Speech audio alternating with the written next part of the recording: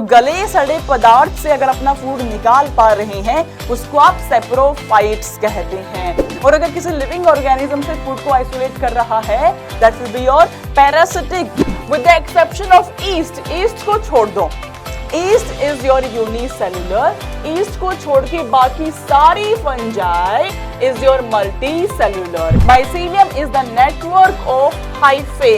Hyphae का जो network है उसको आप माइसीलियम कह देते हैं। इसमें सेप्टा नहीं प्रेजेंट है। ये क्या हुआ? बोलो मैम एसेप्टेट हुआ। जो ये एसेप्टेट कंडीशन है इसी को ही आप क्या कहते हैं? बोलो मैम सिनोसिटिक हम कह देते हैं। हेलो बच्चों, welcome to Infinity Learn NEET by Shri Chaitanya. आपका बहुत बहुत स्वागत है एक और अमेजिंग से टॉपिक में which is fungi. Biological classification का जिक्र हो और फंजाई ना आप समझो, ऐसा हो नहीं सकता, बिकॉज फंजाई से हर साल एक क्वेश्चन जरूर बन के आता है। आपको मैं प्रीवियस ईयर क्वेश्चन भी दिखाऊंगी। पहले हम टॉपिक को समझ लेते हैं कि फंजाई क्या होता है, कहाँ हमें देखने को मिलता है, क्या इसकी प्रॉपर्टीज है और किस प्रॉपर्टीज पे क्वेश्चंस आते हैं। आपने सुना होगा जब भी घर में ब्रेड आती है तो मम्मी आपको बोलते हैं कि पहले इसको रोस्ट कर लो, उसके बाद ही आपको खानी है। मम्मी विल मेक श्योर कि उस ब्रेड को पहले रोस्ट किया जाए, चाहे तो तवे पे या टोस्टर पे, उसके बाद ही आप उसको खा सकते हैं। ऐसा क्यों है? क्योंकि मम्मी इज इंटेलिजेंट इनफ कि उस ब्रेड के अंदर फंजाई के स्पोर्स प्रेजेंट है जो आपको हार्म कर सकते हैं। इसीलिए थोड़ा हीट पे उसको अगर आप गर्म कर लेते हो तो आप उस स्पोर्स को इनएक्टिवेट कर सकते हो। यस, मशरूम्स आप बच्चे खाते हो तो मशरूम्स क्या होती है? फंजाई होती है। तो हम अपने डे टू डे लाइफ में बहुत बार देखते हैं फंजाई को। तो फंजाई क्या होती है, इसकी प्रॉपर्टीज क्या है, लेट्स अंडरस्टैंड एवरीवन। शुरुआत करते हैं फंजाई की। तो अगर मैं फंजाई के बारे में आपको बताऊं कि आपने अपने सराउंडिंग में कहां पे फंजाई को देखा है बच्चों, और अगर आप देखना चाहते हो फंजाई को तो एक छोटा सा एक्सपेरिमेंट करना। ब्रेड का एक पीस लेना, उसको रात के लिए छोड़ दो, उसमें 2-4 ड्रॉप्स ऑफ पानी आप डाल दो और उसको छोड़ दो पूरी रात के लिए। सुबह जब आप मॉर्निंग में उठेंगे तो आपको उसके ऊपर एक व्हाइट कलर का थ्रेड लाइक स्ट्रक्चर देखने को मिल जाएगा। वो व्हाइट कलर का थ्रेड लाइक स्ट्रक्चर है क्या? That is your fungi only. ये दूसरा एक्सपेरिमेंट भी आप कर सकते हो। ऑरेंज आपके घर में होंगी, जो ऑरेंज बहुत पुरानी हो गई हो, जो सड़ गई हो, उसको आप बाहर निकालो, उस पर आप पानी डाल के छोड़ दो और फिर आप देखना उस पर आपको ग्रीन कलर का थ्रेड लाइक स्ट्रक्चर दिखना शुरू हो जाएगा। What is that? तो ये जो व्हाइट कलर का थ्रेड लाइक स्ट्रक्चर है या ये ग्रीन कलर का जो थ्रेड लाइक स्ट्रक्चर है, what is that? That is your fungi only. ठीक है, तो ये फंजाई क्या होती है, क्या इसकी प्रॉपर्टीज है, लेट्स अंडरस्टैंड बच्चों। तो देखिए, दिस इज योर फंजाई। जो एक ग्रीन कलर स्ट्रक्चर आपको दिख रहा है, this is your fungi. Yes everyone, तो थोड़ा डिटेल में हम इसकी प्रॉपर्टीज को देख लेते हैं फंजाई की, कि किस टाइप के क्वेश्चंस आपके आएंगे फंजाई के रिलेशन में। ऑलराइट एवरीवन, तो जो फंजाई है first of all it is eukaryotic. अब देखो, डिजीज के नाम से आपको फंजाई याद आती है, और आपने पढ़ा है बैक्टीरियल डिजीज, आपने पढ़ा है फंगल डिजीज, आपने पढ़ा है वायरल डिजीज।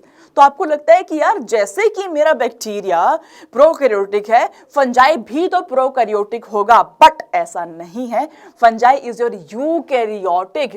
फंजाई में बहुत ही अलग से डिफरेंट सी प्रॉपर्टीज होती है, इसीलिए विटेकर साहब ने एक अलग किंगडम ही बना दिया जिसका नाम फंजाई था, और सारे फंजाई को उसने किंगडम फंजाई में ही रखा था। तो ये यूकैरियोटिक है, मतलब इसमें एडवांस टाइप ऑफ न्यूक्लियस होगा। मैं यहाँ लिख देती हूँ, यूकैरियोटिक का मतलब यहाँ पे जो न्यूक्लियस है वो एडवांस्ड है।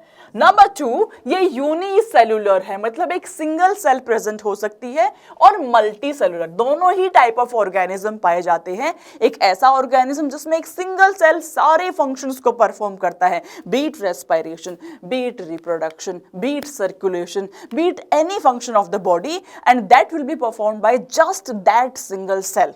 तो वो होता है आपका यूनिसेल्युलर ऑर्गेनिज्म। इसके अलावा we can have division of labour, जो आपका मल्टी सेलुलर में देखने को मिलता है। मतलब आपकी बहुत सारी सेल्स में हमने काम डिवाइड कर दिया कि भाई तुम सर्कुलेशन का काम संभालो, तुम रिप्रोडक्शन का संभालो, तुम नर्वस सिस्टम का संभालो, तुम रेस्पिरेशन का संभालो। तो अगर आपने काम को डिवाइड कर दिया है, that will be your multicellular cells. हर एक सेल का एक स्पेसिफिक फंक्शन आपका हो जाता है। Next is they lack chlorophyll. बहुत सारे बच्चे कंफ्यूज होते हैं कि मैम एल्गी फंजाई क्या है, एल्गी और फंजाई एक ही चीज होती है, नहीं होती है। तो the clear cut answer is ये एक ही चीज नहीं है। एल्गी में क्लोरोफिल है जिसकी वजह से it is capable to synthesize its own food, अपना खाना खुद बना सकती है। एल्गी प्लांट के अंडर आती है, एल्गी सबसे प्रिमिटिव टाइप ऑफ प्लांट कहलाती है, लेकिन फंजाई में आपका क्लोरोफिल मॉलिक्यूल जो है बच्चे वो एब्सेंट है। अब आप मुझे बताओ, अगर क्लोरोफिल मॉलिक्यूल ही एब्सेंट है तो ये क्या ऑटोट्रॉपिक हो सकता है? Answer is no, it can never be autotrophic, it is not autotrophic. तो what is it? It is your heterotrophic, which means कि अपना जो खाना है वो दूसरे ऑर्गेनिज्म से एक्सट्रैक्ट आउट करता है, चाहे वो डेड हो चाहे वो लिविंग हो, बट अपना फूड स्वयं सिंथेसाइज नहीं कर पाती है। Moving on to the next property, अगर हम बात करें बच्चे सेल वॉल की, इस पे बहुत बार क्वेश्चन आता है। This is your MCQ alert of NCERT. आपके बैक्टीरिया में जो सेल वॉल है उसमें पेप्टिडोग्लाइकन लेयर प्रेजेंट है।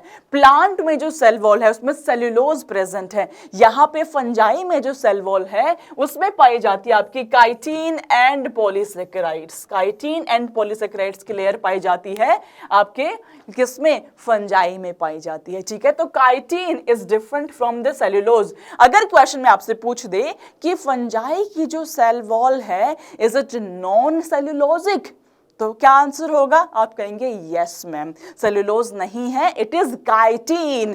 तो इसकी cell wall is made up of chitin and polysaccharides. Moving on to the next property which is mode of nutrition. किस type का न्यूट्रिशन है? ऑटोट्रॉपिक है, हेट्रोट्रॉपिक है? तो हमने ये देखा क्लोरोफिल मॉलिक्यूल तो एब्सेंट है, तो ऑटोट्रॉपिक तो हो नहीं सकता, तो it will be your heterotrophy. तो most fungi are your heterotrophic and they absorb soluble organic matter from dead substrate. किस किस टाइप की हेट्रोट्रॉपी पाई जाती है? Saprophytes. What are saprophytes ma'am? Saprophytes are the organisms जो कि गले सड़े पदार्थ से, डेड एंड डिकेइंग सब्सटेंसेस से अपने फूड को एक्सट्रैक्ट आउट कर पाते हैं। तो गले सड़े पदार्थ से अगर अपना फूड निकाल पा रहे हैं उसको आप सेप्रोफाइट्स कहते हैं। Number 2 is parasitic. What are parasites? जो कि होस्ट बॉडी पे डिपेंड करते हैं, जो किसी लिविंग ऑर्गेनिज्म से अपने फूड को एक्सट्रैक्ट आउट कर पाते हैं, उसको आप पैरासिटिक कहते हैं। And third is symbiont. What are symbiont? जो म्यूचुअलिज्म को एस्टैब्लिश करते हैं, एक हाथ दे दूसरे हाथ ले। जैसे आपको लेक्चर अच्छा लगता है तो आप शेयर करते हो अपने दोस्तों के साथ में। इन ए सिमिलर वे फंजाई भी कुछ ऑर्गेनिज्म के साथ में म्यूचुअलिज्म एस्टैब्लिश कर सकती है, जैसे कि एल्गी के साथ में। तो जो एल्गी और फंजाई का एसोसिएशन है उसको आप लाइकेंस कहते हैं। एल्गी से फूड को ले लेगा और फंजाई क्या करेगा? अपने जो हाइफे से सबस्ट्रेट करके, हाइफे जो है उसको स्प्रेड करके अब्सॉर्ब करता है मॉलिक्यूल्स को, वो एल्गी को अवेल करा देगा। तो दोनों का आपस में भला हो जा रहा है, उसको आप सिम्बायोसिस कहते हैं। तो इस सिम्बायोसिस भी मेंटेन कर सकता है, जैसे कि आपका lichens which is a symbiotic association of your algae and fungi, and mycorrhiza which is your symbiotic association of fungi with roots of higher plants, जैसे कि आपका पाइनस हो गया, रूट्स ऑफ हायर प्लांट, जैसे कि आपका पाइनस हो गया। ठीक है, तो फंजाई जो है वो सेप्रोफाइट हो सकती है, नंबर 1, पैरासिटिक हो सकती है नंबर 2, और सिम्बायोंट हो सकती है नंबर 3। ठीक है, सेप्रोफाइट मतलब गले सड़े पदार्थ पर डिपेंड कर रहा है अपने फूड को लेके, डेड एंड डिकिंग सब्सटेंस अपने फूड को आइसोलेट करता है, that will be your saprophyte. और अगर किसी लिविंग ऑर्गेनिज्म से फूड को आइसोलेट कर रहा है that will be your parasitic. और अगर सिम्बायोसिस को मेंटेन कर लिया है, भाईचारा निभा रहा है, उसको आप सिम्बायोंट कहते हैं, म्यूचुअलिज्म कहते हैं। जैसे लाइकेंस में एल्गी के साथ में एसोसिएट कर गया है, माइकोराइजा में रूट्स ऑफ हायर प्लांट के साथ में एसोसिएट कर गया है। Moving on to the next one. This line again is very important line and MCQ alert of NCERT with the exception of East. East को छोड़ दो, east is your unicellular, east को छोड़ के बाकी सारी fungi is your multi cellular, east को छोड़ के सारी फंजाई आपकी मल्टी सेलुलर हो जाती है। तो there is exception of yeast which are unicellular, fungi are filamentous, इसके अलावा सारी फंजाई आपकी फिलामेंटस होती है। अच्छा, फंजाई में हम टिपिकली यूनिसेलुलर या मल्टी सेलुलर नहीं कहते हैं, वहां पे हम कुछ डिफरेंट टर्म्स को यूज करते हैं। वो डिफरेंट टर्म क्या है? That is hyphae. What is hyphae? आपने देखा फंजाई में थ्रेड लाइक स्ट्रक्चर प्रेजेंट है, तो hyphae the bodies consist of long cylindrical thread like structures, the main mode of vegetative growth will be your this one. तो ये जो long cylindrical thread like structure है उसको आप hyphae कहते हैं। अगर हाइफे का नेटवर्क हम बना दें, देखो हाइफे को आप कंपेयर करो यूनिसेलुलर कंडीशन से जिसमें एक सिंगल सेल प्रेजेंट है, तो वो आपका क्या है? हाइफे हो गया। अब जैसे आपकी मल्टी सेलुलर कंडीशन होती है वैसे हाइफे में क्या होगा? तो हाइफे का अगर नेटवर्क आपका बन जाएगा तो उसको आप कह देते हैं माइसीलियम। तो what is mycelium? Mycelium is the network of hyphae. Hyphae का जो नेटवर्क है उसको आप माइसीलियम कह देते हैं, ठीक है। तो आप इसको कंपेयर कर सकते हैं यूनिसेलुलर एंड मल्टी सेलुलर से। ऑलराइट, चलिए now what is septum? Septum is basically the cell wall division between hyphae of the fungus. Fungus के हाइफे के बीच में अगर सेल वॉल ने डिवाइड कर दिया है तो उसको आप सेप्टम कहते हैं। अगर सेप्टम प्रेजेंट है तो आप उसको सेप्टेट बोलते हैं, और अगर सेप्टम प्रेजेंट नहीं है तो some hyphae are continuous tube filled with multinucleate cytoplasm, उसको आप सिनोसिटिक कह देते हैं। तो सिनोसिटिक बच्चों, सिनोसिटिक कंडीशन जो है उसमें हमने ये देखा नंबर 1 जो सेप्टम है, जो सेप्टा है वो एब्सेंट है। नंबर 2 हमने ये देखा कि ये मल्टी न्यूक्लिएट कंडीशन यहाँ पे एग्जिस्ट कर रही है, ठीक है। नंबर 3 हमने ये देखा कि यहाँ पे आपका कैरियोकाइनेसिस तो हुआ लेकिन साइटोकाइनेसिस नहीं हुआ, जिसकी वजह से आपकी मल्टी न्यूक्लिएट कंडीशन अराइज हो जाती है। डायग्राम से समझो, जैसे मेरा एक हाइफे ये है, दूसरा हाइफे ये है, तो जो नंबर 1 है उसमें ऐसे सेप्टा प्रेजेंट है लाइक दिस, तो this will be your septate. ये हो गया आपका सेप्टेट, राइट। जो दूसरे वाला है उसमें सेप्टा नहीं है, ऐसे न्यूक्लियस है। तो एक लॉन्ग ट्यूब लाइक स्ट्रक्चर आपको दिखा जिसमें सेप्टा नहीं प्रेजेंट है, ये क्या हुआ? बोलो मैम एसेप्टेट हुआ। जो ये एसेप्टेट कंडीशन है इसी को ही आप क्या कहते हैं? बोलो मैम सिनोसिटिक हम कह देते हैं। जो सिनोसिटिक है वही तो कॉन्टिन्यूअस ट्यूब है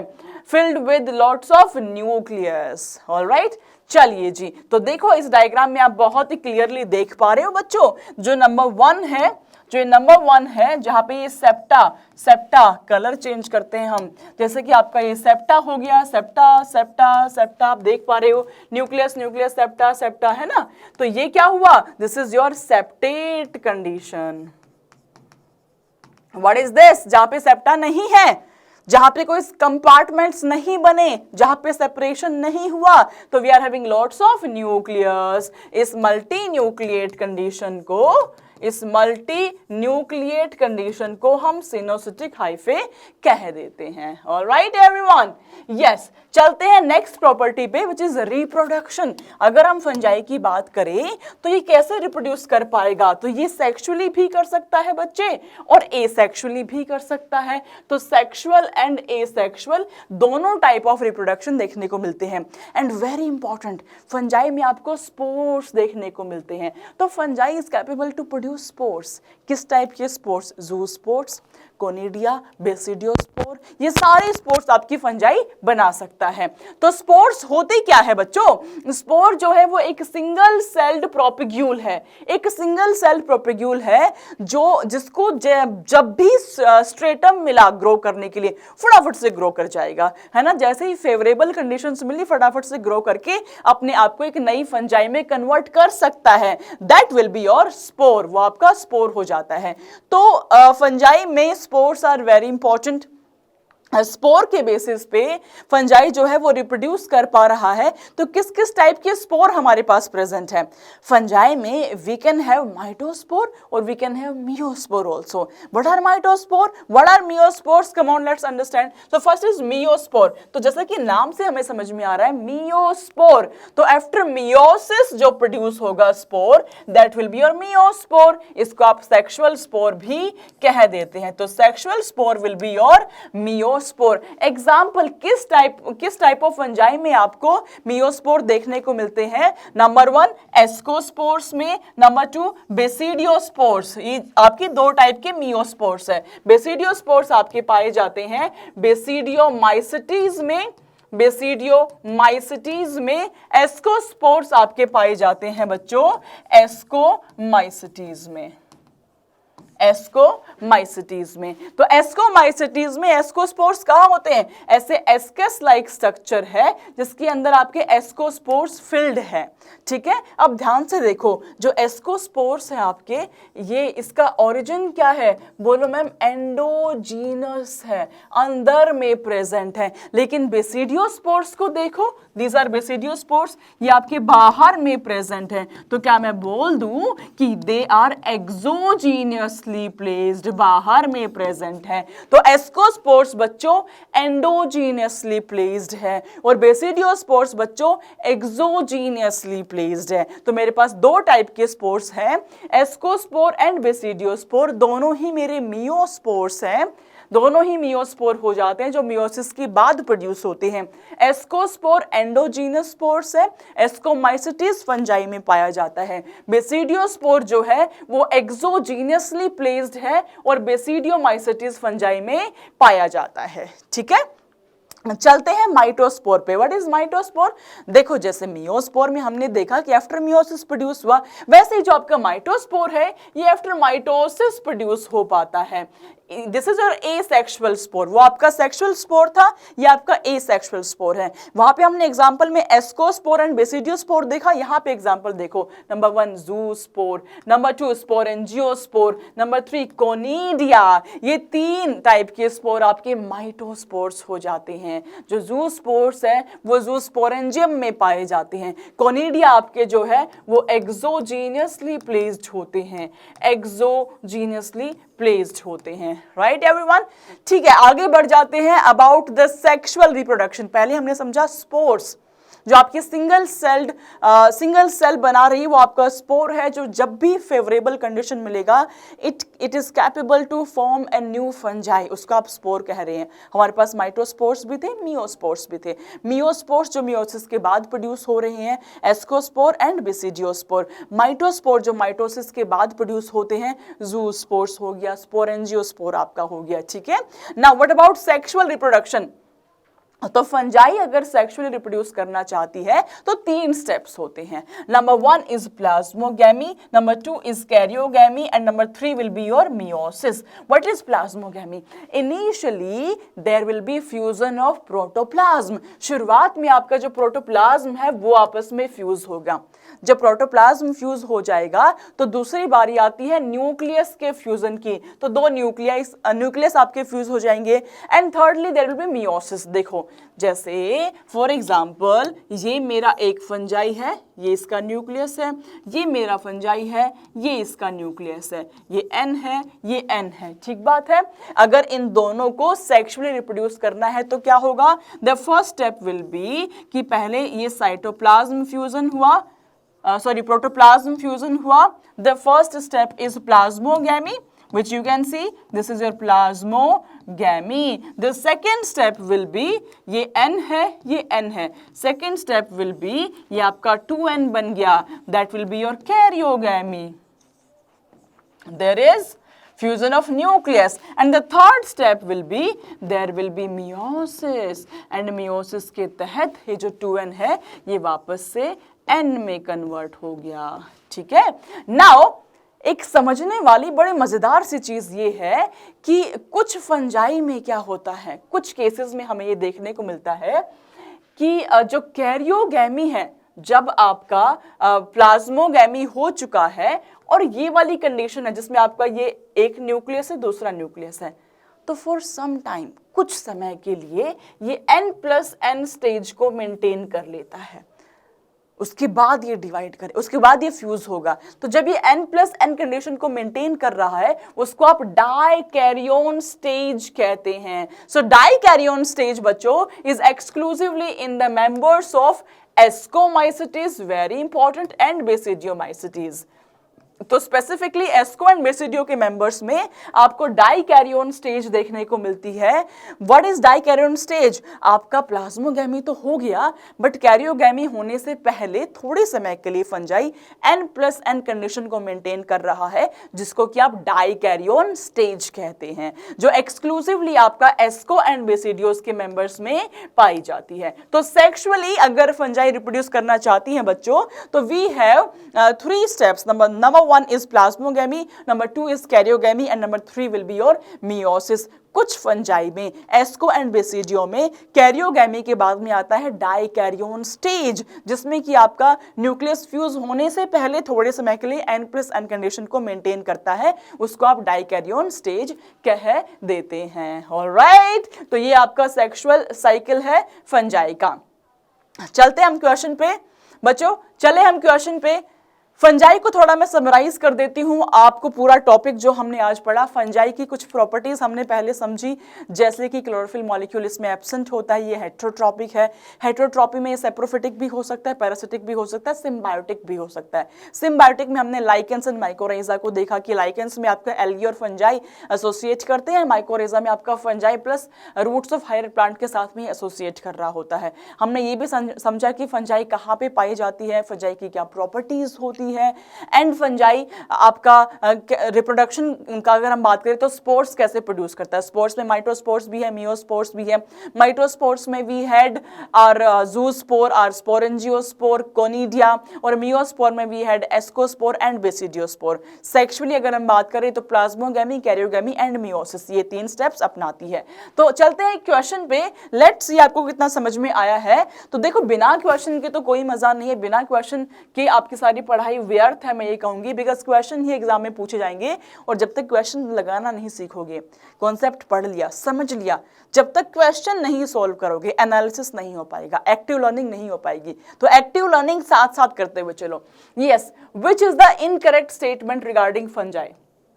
इनकरेक्ट, गलत स्टेटमेंट आपसे पूछे। Number 1, wheat rust causing agent is Puccinia, penicillium is the source of colour हम चेंज करते हैं, antibiotic. The cell wall of fungi are composed of peptidoglycan, incorrect statement आपसे पूछी थी। नंबर जी देखो, the cell wall of fungi are composed of peptidoglycan. मुझे बताओ कि क्या काइटिन एंड पॉलीसेकेराइड से मिलके बना था या पेप्टिडोग्लाइकन से मिलके बना था? यस, इनकरेक्ट स्टेटमेंट आपसे पूछी थी, हमें मिल गई, तो this will be your correct answer. Alright, so this one is your homework question and you know the drill. जो होमवर्क क्वेश्चन होता है उसका आंसर आप कमेंट सेक्शन में करते हैं। तो कमेंट में मुझे जरूर बताना कि इस क्वेश्चन का आंसर आपके हिसाब से क्या होना चाहिए, एंड कमेंट में आप मुझे ये भी बताना कि आपको ये क्लास कैसे लगी। ऐसी ही क्लासेस अगर आपको चाहिए तो किस टॉपिक पे आप पढ़ना चाहते हो मुझसे, आप उसको कमेंट्स में जरूर डाल देना। ठीक है बच्चों, कमेंट्स में आंसर प्लस जो भी टॉपिक आपकी चॉइस का है उसको आप डाल देना, और क्लास कैसे लगी जरूर मुझे बताना। मिलते हैं हम कुछ ऐसे ही अमेजिंग एपिसोड में, तब तक के लिए अपना ख्याल रखो सारे बच्चे। Do take care of yourself, love you all, God bless you all, bye everyone.